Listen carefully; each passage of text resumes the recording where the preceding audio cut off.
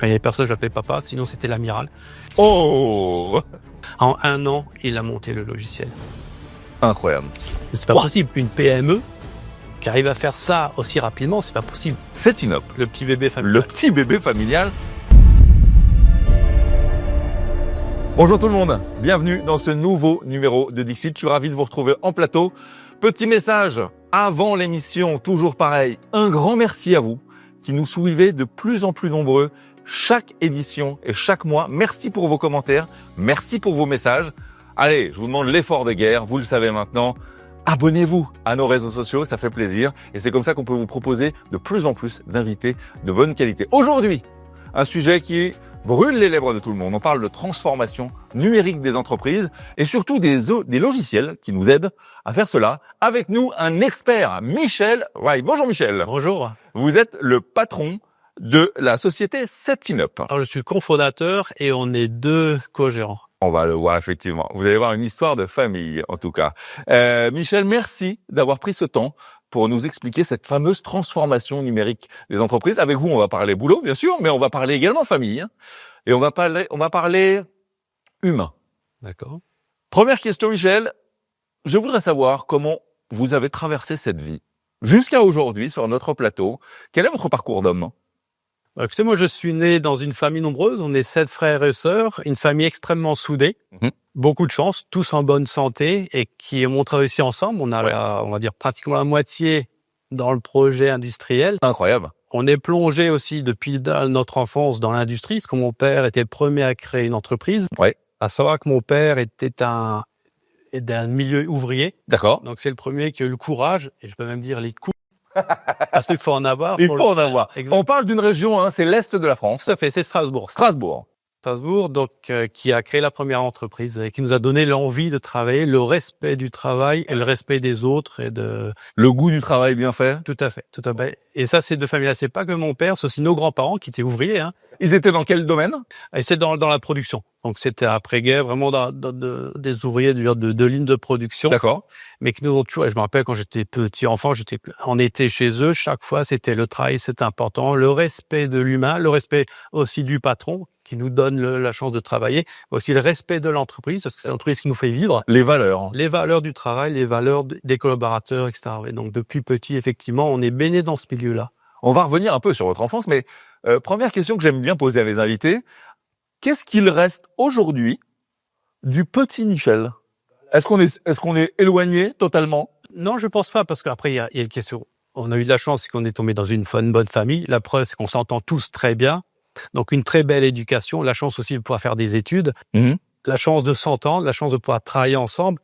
Et c'est vrai que ce qui me reste du petit, moi, j'ai toujours voulu reprendre l'entreprise familiale je me rappelle, depuis tout petit.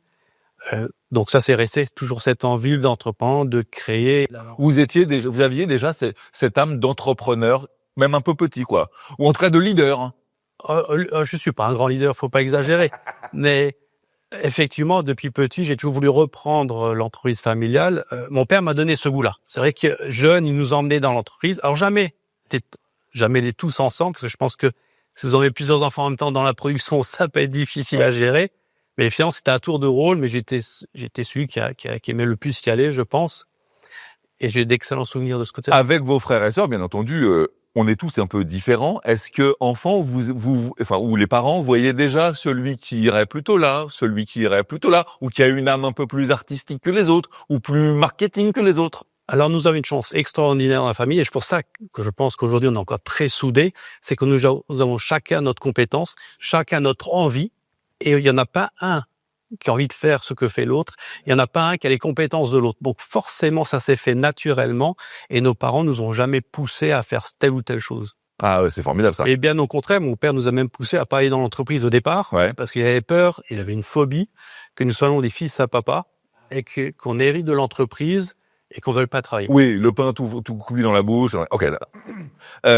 Bon, en quelques mots, ne déflorez pas trop le sujet. Vous allez voir, on va parler aujourd'hui de 2 entreprises finalement. L'industrie familiale et puis Setinop. Le petit bébé familial. Le petit bébé familial. En gros, Setinop, c'est quoi? C'est un logiciel de gestion d'entreprise qui va vous permettre de gérer vos clients, vos commandes, vos Donc un CRM. un CRM complet, la gestion de vos fournisseurs, la gestion de stock avec des alertes de stock, des calculs de besoins, la gestion de production, facturation électronique bien entendu, mais production, gestion de charges, gestion des machines, gestion des gammes, des nomenclatures, de la sous-traitance, mais aussi la gestion d'intervention lorsqu'on va chez les clients poser du matériel avec le planning des techniciens. Et on a aussi une partie module location, parce que nos clients aussi fabriquent des machines, mais après aussi, ils vont les louer chez... Donc ça gère même juste que ça. Exactement. Bon, écoutez, on aura le temps d'y revenir un tout petit peu plus tard. On va revenir quelques années en avant de cette INOP. Vous me le disiez, le goût du travail, le goût du ça. Mais est-ce qu'il y a des souvenirs que vous avez de vous, gamin, dans l'entreprise familiale? Bien sûr. Qu'est-ce qui vous revient comme ça? Alors, j'en ai énormément. L'odeur des machines, le contact avec les gens. Je me souviens de pouvoir rentrer dans l'usine, voir les machines, voir les gens qui travaillaient, voir un produit qui démarrait de rien, qui avait un produit qui est fini. C'était passionnant. Et le week-end, quand on allait avec mon père dans le temps le week-end, et il a fait ça aussi avec je vais raconter une petite anecdote là-dessus, avec un des derniers petits frères. Il nous faisait le tour de l'usine sur le Fenwick. Ouais. Et quand j'avais 20 ans, mon frère, qui avait à l'époque que 5 ans, pareil, dimanche, il faisait le tour, mais il n'arrivait pas à prononcer ce mot. Fenwick, c'est très dur. Fenwick, et il appelait ça le oubouboum. Oubouboum. Et depuis, effectivement, en famille, lorsqu'on voit le Fenwick, on appelle ça un oubouboum. Voilà. Chez cette INOP, c'est un oubouboum. Ouais. Exactement. Alors, on voit cette industrie qui, à un moment donné, a besoin de se numériser quelque part. Et là, je crois que c'est votre frère qui rentre en jeu et qui crée un outil. Alors ça s'est fait différemment. En fait, mon père était toujours en avance sur son temps. Il a toujours aimé la technologie, et dans les années 90, c'était très rare qu'une PME ait des outils informatiques, et il a mis en place très tôt une ERP avec un confrère. Mais à fur et à mesure qu'on avançait, c'était très cher, les développements, les abonnements étaient très chers, il fallait toujours payer des centaines de milliers de francs à l'époque pour des renouvellements, etc.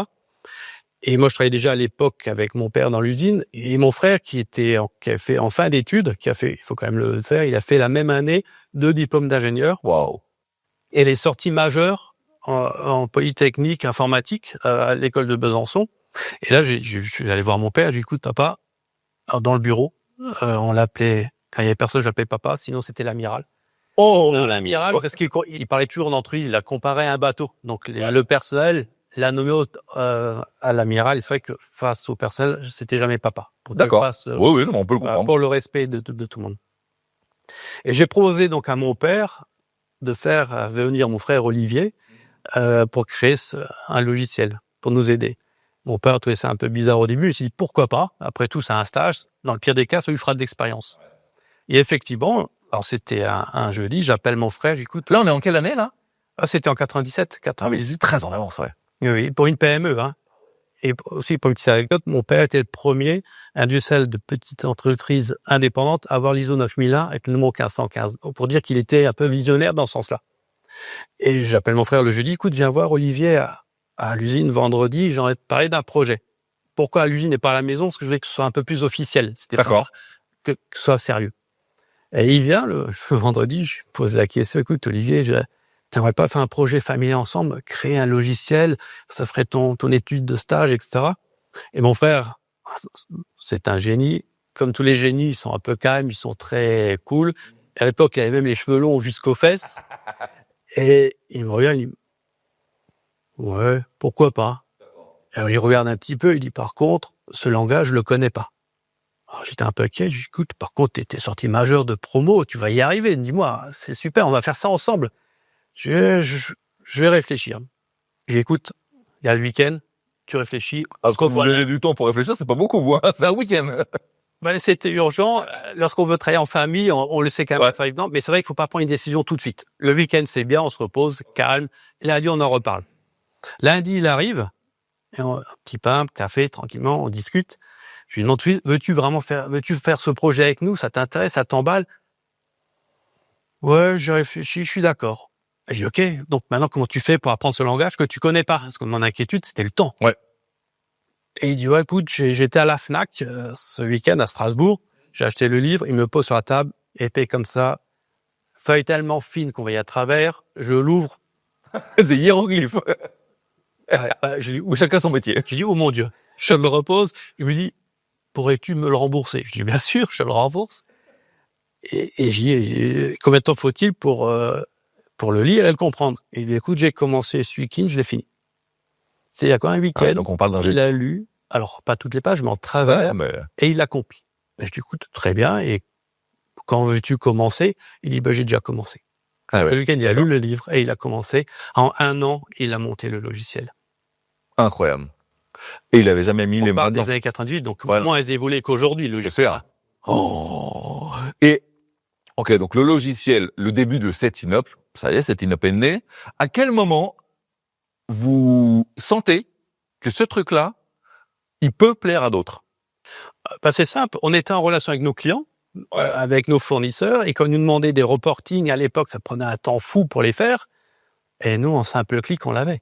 Et on voyait dans leurs yeux qu'ils disaient, c'est pas possible, une PME qui arrive à faire ça aussi rapidement, c'est pas possible. Et là, effectivement, on s'est regardé, on s'est dit avec Olivier et un autre frère Dominique qui était dans l'entreprise aussi familiale, et mon père, on dit, mais oui, effectivement, il faut créer une société à part. Et nous avons créé donc Info 3W, les 3W à cause des whites, et à l'époque, c'était aussi l'origine d'Internet, donc les 3W. Donc on a World Wide Web et les 3 Wide. Ah, super, ah, génial. Bon, ça, c'est la partie chouette, j'ai envie de dire, de l'entreprise. Il y a une partie, et vous avez accepté d'en parler parce qu'en fait, ça intéresse beaucoup les gens. Il y a une partie un peu plus difficile, où l'entreprise familiale se retrouve en difficulté, jusqu'à être même en redressement judiciaire. J'aimerais que vous nous parliez de ce moment-là. Comment vous l'avez vécu? Alors, j'avouerais que c'était un moment qui est très difficile. Pourquoi? Parce que lorsque vous avez l'entreprise familiale qui a été créée par votre père, c'est pas quelque chose qu'on a hérité depuis des générations, où il a mis sa sueur, il a mis tout son temps, sa vision, son temps. Il a même sacrifié un peu sa famille, parce qu'il n'était pas toujours présent dans la famille. Ça fait mal. D'autant plus que c'était pas de sa faute, parce que ça a été très bien géré. Il y a toujours une très bonne ambiance dans l'entreprise. Mais lorsque vous avez un gros client qui vous donne une ardoise qui vous fait une ardoise de 800 000 € dans une PME, c'est très difficile. Ah oui, donc c'était le défaut d'un client qui a mis cette... Oui, c'est un grand groupe américain qui a fermé ses usines en France et qui n'a pas payé. Ouais. Donc 800 000 € pas le choix. Donc forcément, j'étais projeté à ce moment-là à la tête de l'entreprise, que mon père a dû quitter, a eu l'intelligence de partir, non pas parce qu'il n'avait pas les compétences, pas du tout, mais donner du sang neuf à l'entreprise. C'était nécessaire à ce moment-là. C'était nécessaire de réduire les coûts aussi, parce que du coup, il fallait plus le payer. Donc, il y a eu l'intelligence de transmettre à ce moment-là. Et vous arrivez dans cette guerre-là, quoi.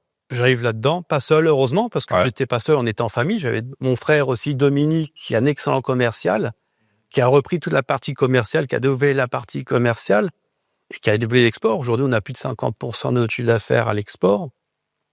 Donc, finalement, c'est pas évident. Et il y a 2 choses qui m'ont vraiment marqué de cette période. Alors, forcément, il y en a plein, mais il y en a 2 vraiment qui me blessent encore aujourd'hui quand j'y pense. Ça me fait très mal. On peut prendre le temps. On peut prendre un peu de temps.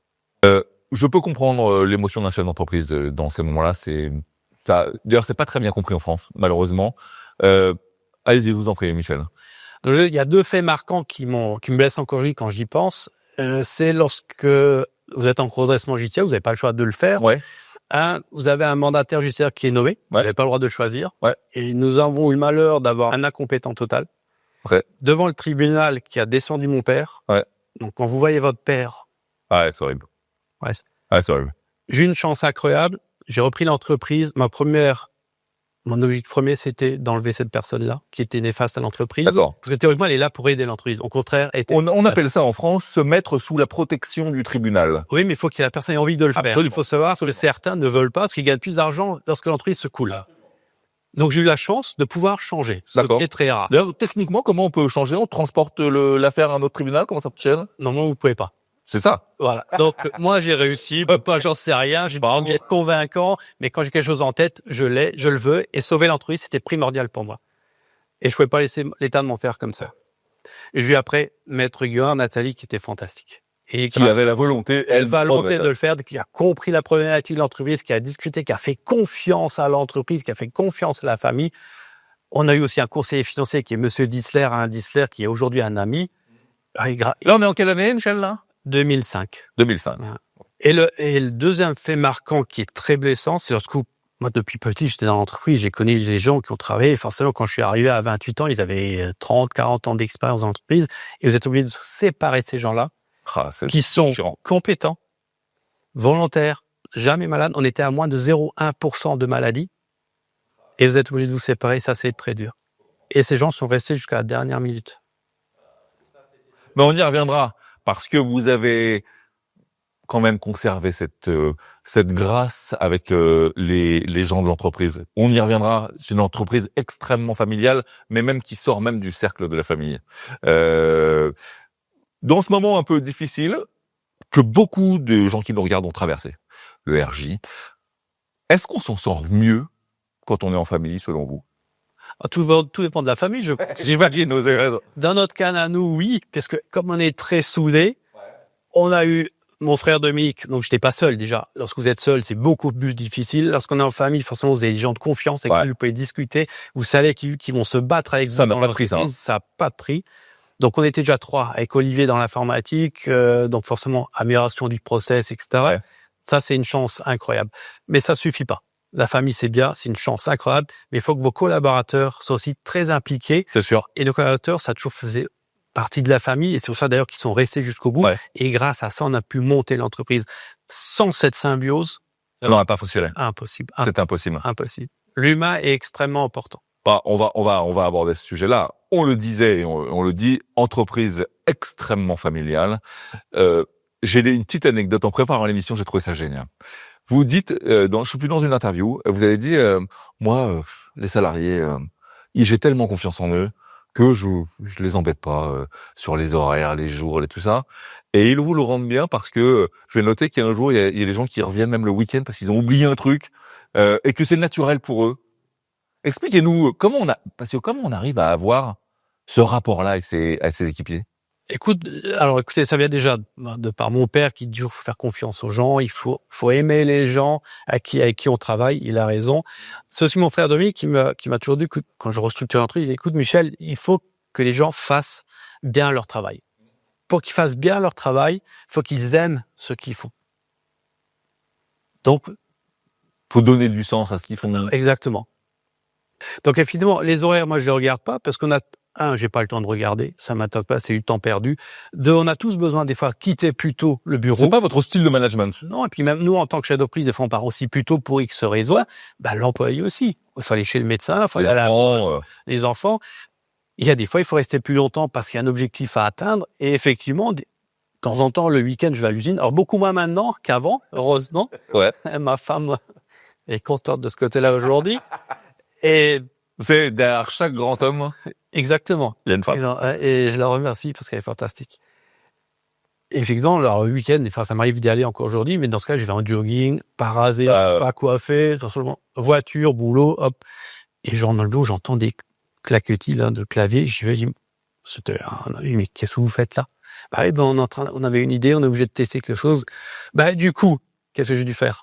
J'ai dû faire demi-tour, chercher les petits pains en jogging, en claquettes, pas rasé, et après on a... Mais ça, vous savez que c'est pas donné à tout le monde d'avoir des employés aussi concernés. Oui, mais je pense, dans chaque être humain, il y a du... Et si vous leur donnez la possibilité qu'ils puissent s'exprimer, forcément, ils vont vous le rendre. Alors bien sûr, c'est pas tout le monde, mais il y a beaucoup de gens qui font. Et si on les accompagne dans ce sens-là, s'ils se sentent bien dans l'entreprise, s'ils sont intégrés dans l'entreprise, forcément, ils seront motivés. Alors bien sûr, c'est pas tout le temps, c'est pas tous les week-ends, c'est pas tous les soirs, mais il faut le faire quand c'est nécessaire. Quand c'est nécessaire, on peut mettre un petit coup de collier. Exactement. Et le patron ne nous en voudra jamais si on doit quitter un peu plus tôt un soir. Je ne regarde pas les horaires. C'est un bon advice. C'est moderne. Et une personne qui prend une journée, elle prend une journée. Ça, je n'ai jamais signé de congé. Dans une petite anecdote. Incroyable. Je sais pas si on a le temps, mais une anecdote. Il y a mon père, il était encore à la tête de l'entreprise à l'époque. J'étais avec lui à côté, j'étais en train d'apprendre. Et il y a un cadre qui arrive dans son bruit. Tu sais, monsieur White, amiral, j'aimerais prendre un jour de congé. Père, congé? Qu'est-ce que c'est congé? Il connaissait pas le mot congé, mon père. En rigolant. Et le cadre lui explique, partir en congé, hein. Et mon père sort le dictionnaire, il me dit, écoute, à l'époque, il y a encore les dictionnaires, c'est pas comme aujourd'hui. Cherchez-moi le mot congé. Donc, le cadre ouvre le dictionnaire. Oui. Mot congé barré en noir. Ah ouais. Ouais, c'était la petite bague, bien sûr, il a eu son D'accord, congé, ouais. mais il a voulu marquer le petit coup. Hein. On revient, cher Michel, sur Setinop. Oui. J'ai lu, en regardant le site, un prix qui m'a un peu affolé. Je me dis, comment c'est possible hein? Les prix, ça démarre à 29 €. Oui. Oui, alors c'est vrai que c'est un prix qui est intéressant, mais qui est pour justement les petites structures, les structures qui démarrent, parce qu'on aide les entreprises qui démarrent ou qui ont des difficultés financières. D'accord. Pourquoi? Parce qu'on est passé par là. On sait ce que c'est. On sait ce que c'est qu'une entreprise qui a été en difficulté, par entreprise familiale. Deux, on sait ce que c'est que créer une entreprise. On a créé Setinop. Donc effectivement, on a des petits prix pour les personnes qui démarrent dans la. D'accord. C'est qui vos clients? Alors, en général, c'est plutôt des TPE, PME, D'accord. dans tout secteur d'activité, sauf l'automobile et l'alimentaire. Pourquoi? Parce que là, c'est beaucoup plus poussé au point de vue de traçabilité. Nous, on fait de la traçabilité, D'accord. mais qui est suffisante pour l'industrie, mais pas dans le domaine alimentaire. Et alors, Setinop, c'est un logiciel qui grandit constamment et il grandit grâce aux clients. C'est primordial. C'est primordial. Des clients ont des besoins, nos prospects ont des besoins, donc forcément, on en discute. Alors, redonnez-moi ce que ça fait, Setinop. Ça fait de la facturation? Facturation, à tout ce qui est gestion commerciale, devis, facture commande, livraison, mais aussi la production, la gestion de stock, l'intervention et tout ce qui est gestion de planning d'intervention et même de location. C'est très complet. C'est très complet pour tout ce qui est PME, TPE, oui. D'accord. Ok. Au-delà de cette passion familiale, j'entends. Selon vous, et sans être trop commercial, mais qu'est-ce qui distingue Setinop d'un autre ERP? Je pense qu'il y a plusieurs points qui nous distinguent. Nous, on est toujours dans l'industrie. Beaucoup de nos confrères viennent de l'industrie, mais il y a 20 ans, 30 ans. Nous, on y est encore. Vous y êtes encore. Nous, on y est encore, donc on sait ce que c'est. Donc, nos clients, nos prospects le ressentent. Donc, c'est l'accompagnement. On a un support qui est dynamique, qui est à l'écoute. Donc, c'est pas des numéros, on claque à droite, à gauche. Vous avez quelqu'un Un humain. un humain en face qui va écouter, qui va comprendre et qui a cet esprit familial. C'est-à-dire que nos clients font partie du projet, donc on les respecte, on les écoute et on va les guider. Comme les salariés. Comme les salariés, comme tout le monde. Alors bien sûr, lorsqu'un client demande quelque chose qu'on ne fait pas, on va lui dire. Oui. On Bien sûr. Oui. ne peut pas toujours tout faire, on va lui dire. Mais il aura une réponse directe, oui. Vous parlez d'industrie qui peut être parfois un truc un peu vieillissant.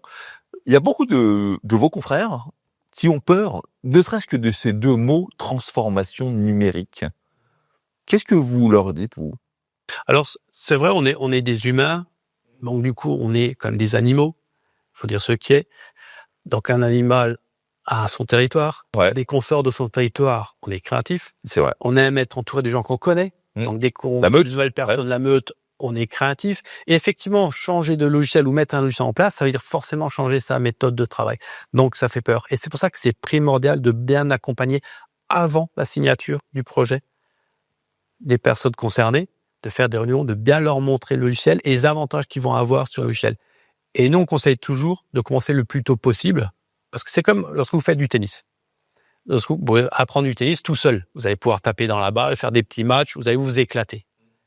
Et après, si vous voulez vous progresser, vous améliorer, vous allez être obligé d'avoir un coach, et là, ça va être beaucoup plus difficile de corriger vos erreurs, parce que le corps a eu ses habitudes, à mémoriser ses le gestes. plus vite possible avec un coach.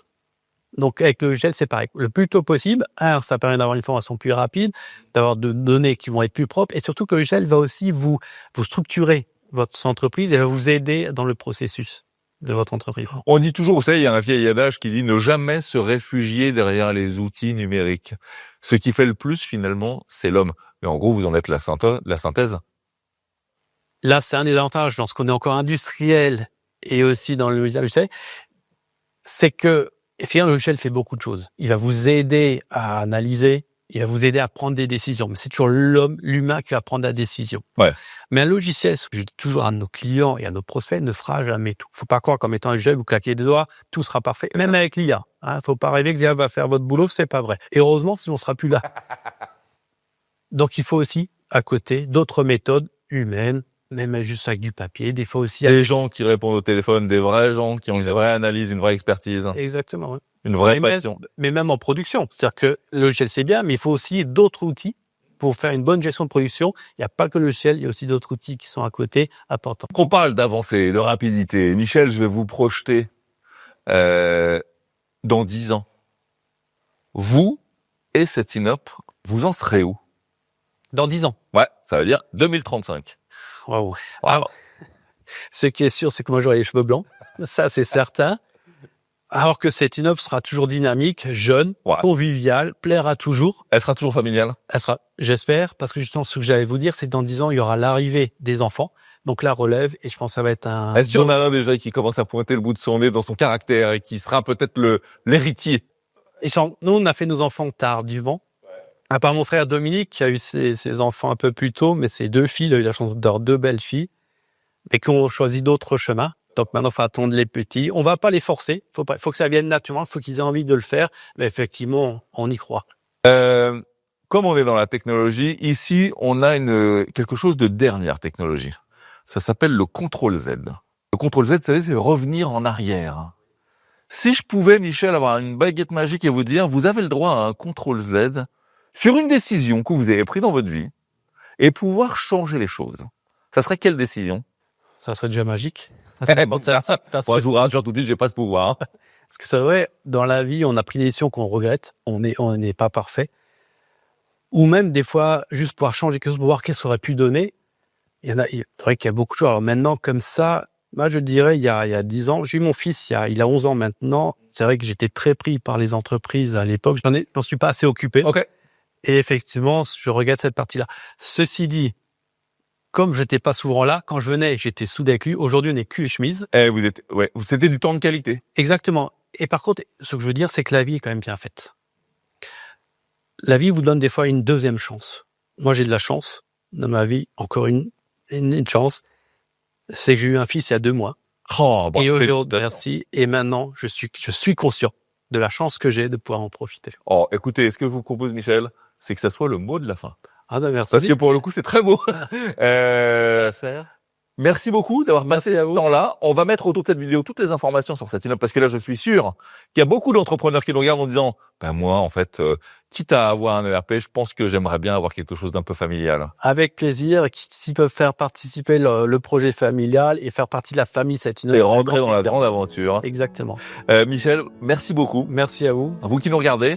On se retrouve très vite pour de nouvelles émissions. N'oubliez pas, abonnez-vous et tâchez d'être heureux parce que le reste, ça suit toujours. Bye bye.